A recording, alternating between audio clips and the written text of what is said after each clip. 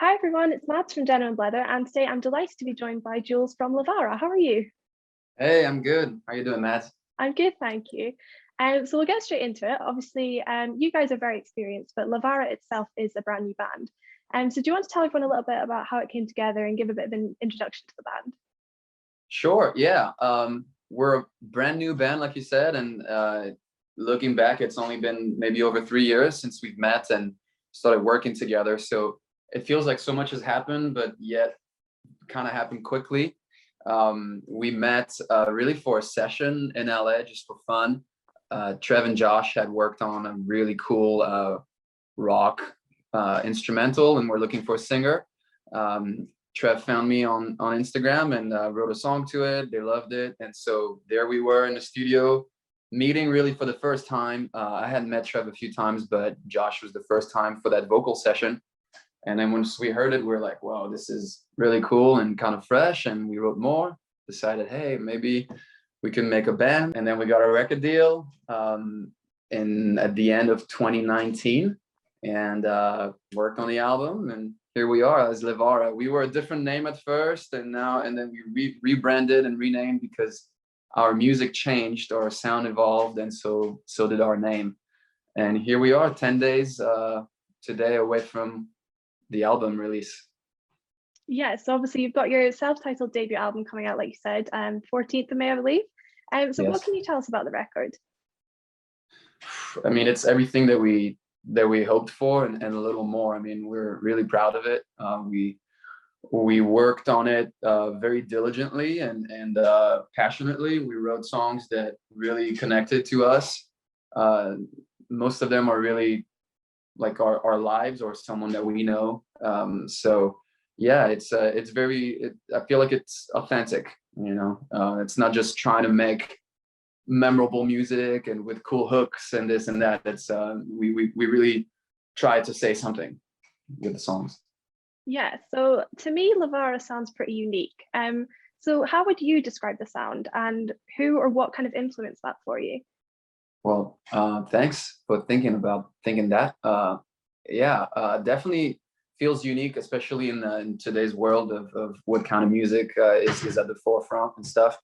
We are very much in our own lane, I would like to think. Actually, someone that interviewed us a little while ago said this is kind of like a pop and roll, and I was like, ah, I kind of like that pop and roll. It's because it's a fusion of us three, as music lovers and as songwriters and musicians.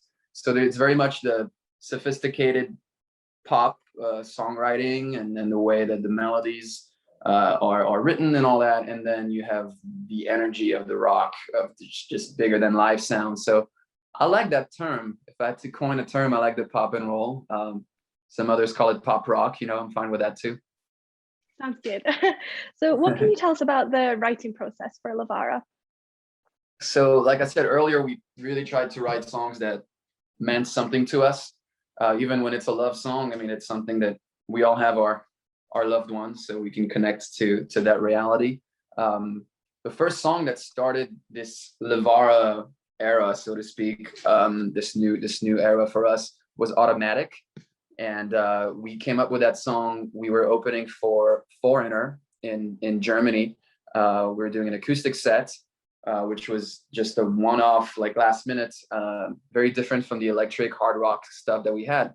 So in the green room, Trev started playing these chords and this riff, and came the melody and the first verse and the chorus, and kind of like the main idea. Recorded it on an iPhone, and once we came back home to LA, we really wanted to get in the studio and not only write cool songs, but really like arrange something, make a studio record. Because until now we were plug in and play kind of a band, just raw, the energy of the 80s and stuff. But it was just kind of, this is what you get. This is the live sound recorded.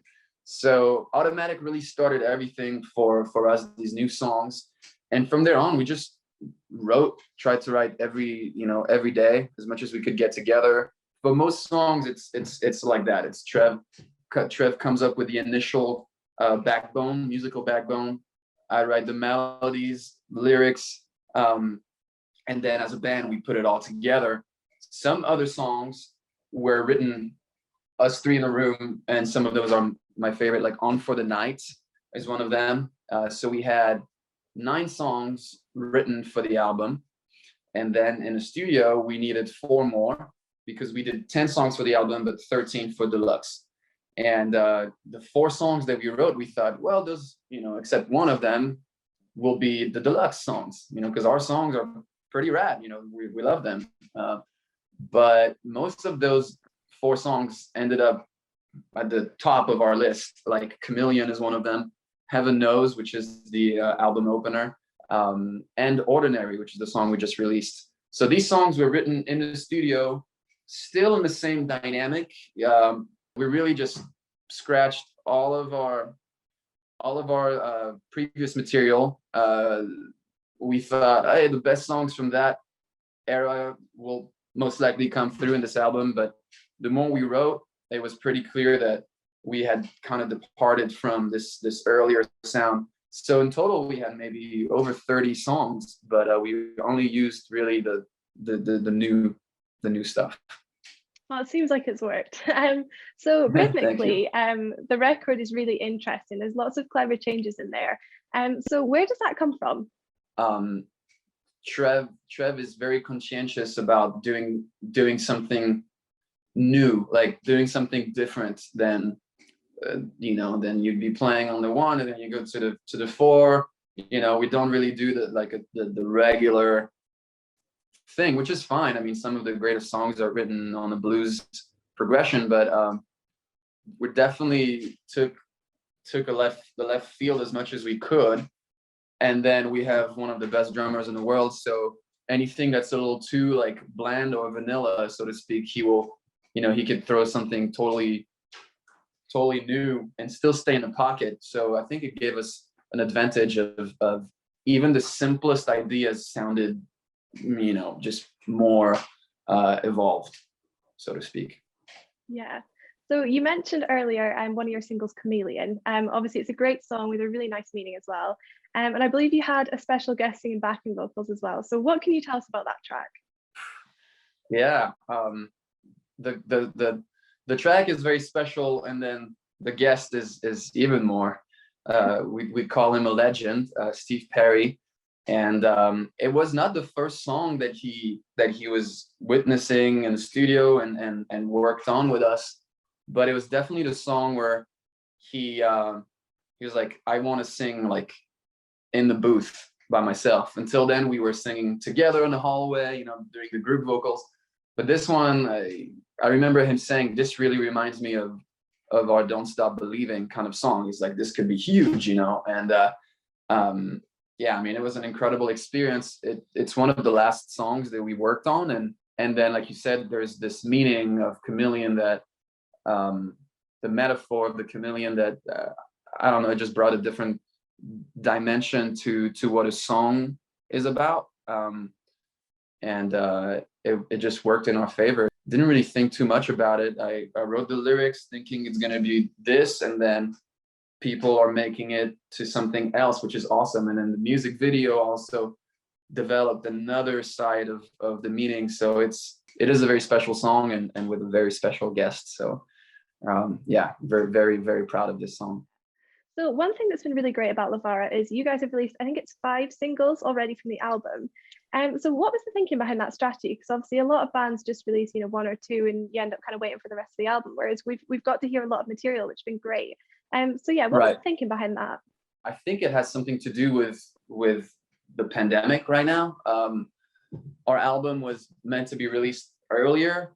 We were supposed to be touring, and all of that. So at first we were going to release Automatic, and I think maybe like another one.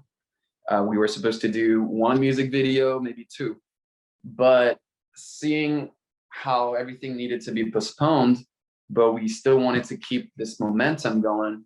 And the first music video, which that we shot, was Automatic. I think the label like really gained confidence that these videos would help with establishing the band, what we look like, the vibe, and so on. That they thought let's do some more videos, and let's release until the album, so that, you know, we stay at the forefront of people who are looking out for our music. Yeah, I think it turned out great, and it helped with our anxiety of, we want to release, we want people to hear it, you know, because our album was done when the first lockdowns happened in LA. So it was early, like late February 2020. Yeah, so it's been a while. Yeah, no, it's been great to hear so much like ahead of the album. Now there are some amazing vocals on this album. You showcase a huge range. So is there anyone in particular who influences you as a vocalist? Well, thank you very much. It's been I don't know if there's, well, Michael Jackson has always been like to me the greatest on so many levels. His rock stuff is, in my opinion, some of the best rock vocals I've heard. So there's him, there's Freddie Mercury, you know, Queen and Led Zeppelin, and then lower register when I first got into the Doors and Pearl Jam, like the grunge, Alice in Chains.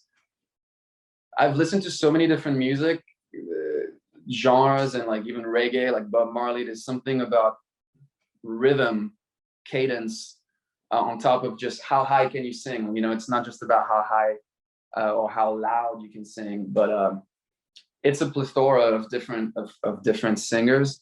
And then there's, you know, Steve Perry, who came in kind of he was just coming to hang out at first, and but even when he was hanging out, I mean, it was very stressful at first, because he's come in just to hear me do a vocal session, but he was super supportive right away. He really liked my voice, so that helped. And then, you know, he would like be a cheerleader, and then it turned into, hey, what if you did this here, you know, sing, ah. I'm like, holy shit, I'm singing a Steve Perry note right there, you know. So it definitely brought the game to another level. There's Johnny Hallyday, who was the French Elvis, that really, he was the first person I ever saw in a concert, and I was a huge fan of him when I was, you know, a tiny French boy. Just what he means to us as French people, and bringing the American music to France. He's definitely also like musically an influence, and like as a vision for my life that he really influenced. And then there's all the classical music that I was raised on, like the conservatory that I did a few years in Lyon. So for the choir, like all those harmonies, I love harmonies, as you can hear on the album. We went for it. So that comes from there, and Queen as well. So yeah, I hope that makes sense. Summarizing. Lots of different influences. It's good. So I'm 18. I've been doing this since I was 14. But how important do you think it is to encourage the younger generation to enjoy music, and I guess particularly rock music? Yeah, I mean, it's everything. It's good to meet a young person who's interested in rock music. It's definitely, I don't know if it's got the reputation of like, oh, the music of the past or whatever, which every music is music of the past, really, right? When you really start digging in. I think it's very important. I think also rock music is one of these genres that can't be played by a drum machine, or like you can't make it an automatic guitar. You know what I'm saying? It's played, rock is played by people, and it's about the energy that's in music. I love pop.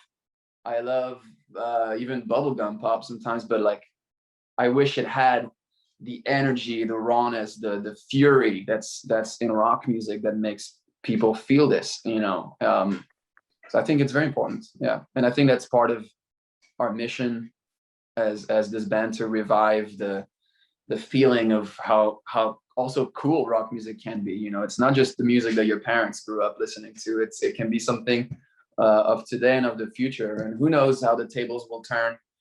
You know, everything goes in cycles. So hopefully we're at the top of this new cycle of rock bands coming back, and young people like yourself coming to enjoy it.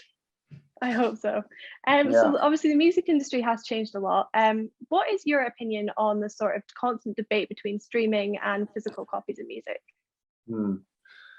Well, I'm at the beginning of my career in the music industry, so I don't know if I have like, if you ask someone who came from, you know, the old world, I'm sure they have a lot of comparison and things to talk about. I think the cool thing about the streaming, aside from the business side of it, where, you know, obviously we should be getting paid much more, but we're able to access music and to release music like with just a few clicks, which is really cool, because now anyone can make it, so to speak. Any you know, I have lots of friends who are still independent and make amazing music, and they have a great audience on Spotify and all these things, that now they can be their own label, so to speak. They can do their own things. So that's cool. On the other end, I mean, we're losing, you know, I have a bunch of vinyls, we're losing that, but I believe it's coming back. You know, I think it's coming back, and like people like you and bands like us, I think will help revive this thing. It's art. It's something that can be, obviously music you can't grab and hold it, but when you have a vinyl or a CD, I don't think CDs are coming back, but vinyls will always be here, because there's this authenticity that will never die. But it's, how cool is it that you open your phone up, you can listen to any music that you want, and in your headphones you can connect it Bluetooth to your car. I mean, I think the future is can be the best. The laws, the way musicians get paid, needs to evolve with the technology. Yeah, no, absolutely. So going back to Levara, obviously, if restrictions allow, are we going to be seeing the band on the road live soon? Yes, definitely, you will see it live. We just have to be patient, and yeah, hopefully we're seeing things reopening. So hopefully soon, by the end of the year, but definitely next year. Yeah, we're ready. So whenever they say the word, you know, we'll get in a rehearsal room, put the show on stage, and take it on the road. Well, I look forward to that. Thank you so much for chatting today, and best of luck with the album release. Obviously, I know that's very soon. Guys, thank you so much for watching. Make sure you check out Levara and come back to Denim and Blether for more. Bye. Thank you.